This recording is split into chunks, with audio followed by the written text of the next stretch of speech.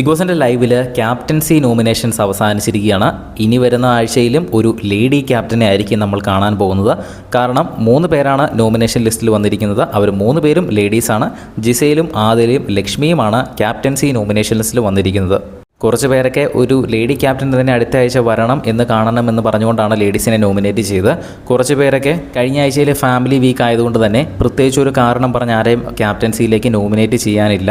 അതുകൊണ്ട് തന്നെ ഇനി അവസരം ലഭിക്കാത്തവർക്ക്, അതായത് നിലവിൽ ക്യാപ്റ്റൻ ആയിട്ടുള്ളവരെ നോമിനേറ്റ് ചെയ്യാതെ ഇനി അവിടെ ബാക്കി നിൽക്കുന്ന അവസരം കിട്ടാത്ത, ക്യാപ്റ്റനാകാൻ അവസരം കിട്ടാത്തവരെ നോമിനേറ്റ് ചെയ്യുക എന്ന് പറഞ്ഞുകൊണ്ട് കുറച്ച് പേരെ നോമിനേറ്റ് ചെയ്തു. കുറച്ച് പേരൊക്കെ അനുമോളുടെ പേര് പറഞ്ഞിരുന്നു. പക്ഷേ അനുമോൾക്ക് 4 വോട്ടുകൾ കൂടുതൽ കിട്ടിയില്ല. ജിസയിൽ 4 വോട്ടുകൾ കിട്ടി.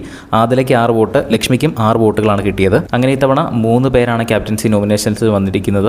ആദിലയും ലക്ഷ്മിയും ജിസയിലും. ഈ 3 പേരിൽ ആര് ക്യാപ്റ്റൻ ആകണമെന്നാണ് നിങ്ങളുടെ ആഗ്രഹം എന്ന് താഴെ നിന്ന് കമൻറ്റ് ചെയ്യുക. ബിഗ് ബോസിൻ്റെ കൂടുതൽ അപ്ഡേറ്റ്സിനായിട്ട് ചാനൽ ഒന്ന് സബ്സ്ക്രൈബ് ചെയ്യുക.